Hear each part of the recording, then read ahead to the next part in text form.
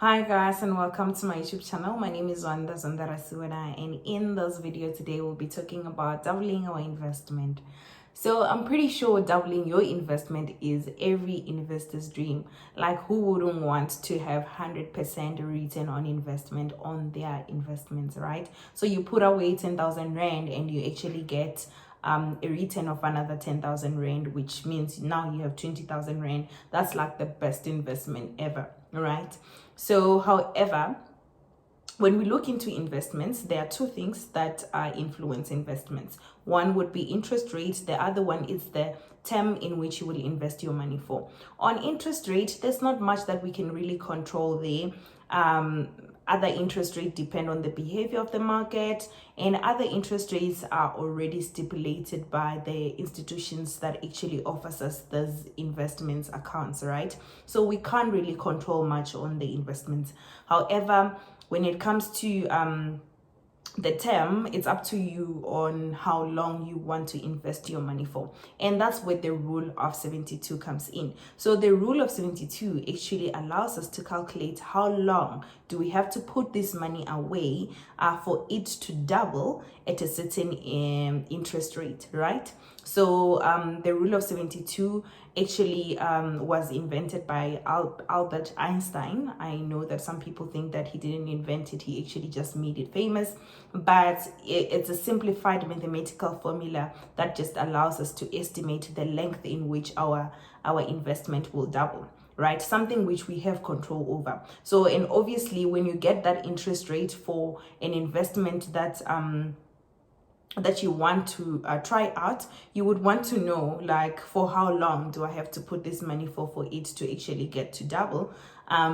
So yes, so the rule of 72, it's very simple. It says time, which is the period in which you need to invest your money, is equals to 72 divided by the interest rate that investment will be offering to you, right? So let's give an example. Let's say that one of the top 5 banks is offering you 8% return on investment on this investment account, and you want to know how long will the money that you have get to double. So what you will say is that you will say 72 divided by 8, which is the interest rate return on investment that bank will be offering you, and that will mean that it will take you 9 years, right? So it will take you 9 years for your investment to actually double, right? So also you can use the rule of 72 to find out the interest rate that you need to get for your money to actually double if you invest it for, let's say, 10 years, right? So let's say you want to invest your money for 10 years. However, you want to know at what interest rate should you put your money at so that it can get to double. So you will say 72 divided by 10, which is the number of years, and you will get 7.2. So you need to get 7.2 interest rate account so that in 10 years you can get to double your money. So if you put 20,000 rand, you need to get an investment account that will offer you 7.2 interest rate for you to get 40,000 in 10 years. So you can use it vice versa to calculate either the time, which is the period in which you need to invest, and also the interest rate that you can get for you to double your money if you already know how long you want to invest it for and how long you want it to double for, right? However, with the simple and nice easy to do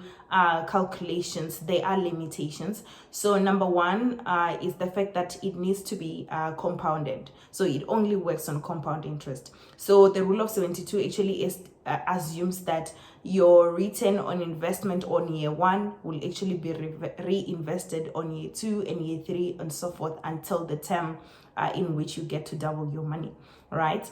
And number 2 is that it doesn't incorporate tax. So I think in South Africa, you're only exempted for tax if your return on investment is actually less than 23,800 rand.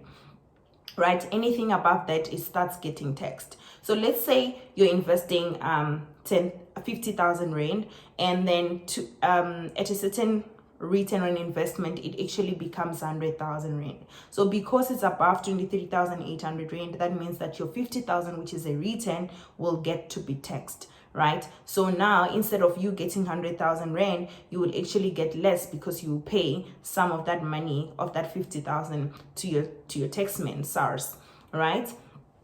So another limitation is that it assumes that your return on investment rate, which is an interest rate, will actually be a fixed rate.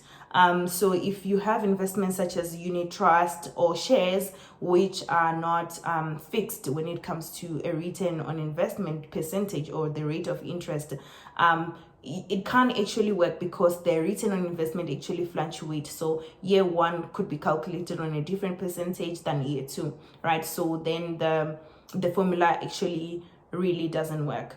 Also, I read on the book that I just recently reviewed by Anthea Gardner called Make Your Money Work For You, that this rule is only applicable from an interest rate of 6% to 10%.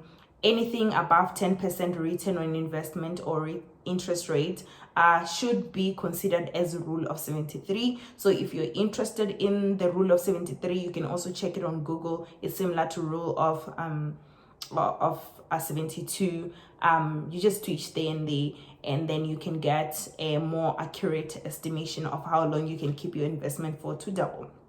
So that's it from my side, and this is what I needed to share with you guys. If you're wondering how long it would take you to double your investment, here is the tool. Go play around with it and choose wisely your investment. Thank you, and please don't forget to like and subscribe and comment. Bye bye.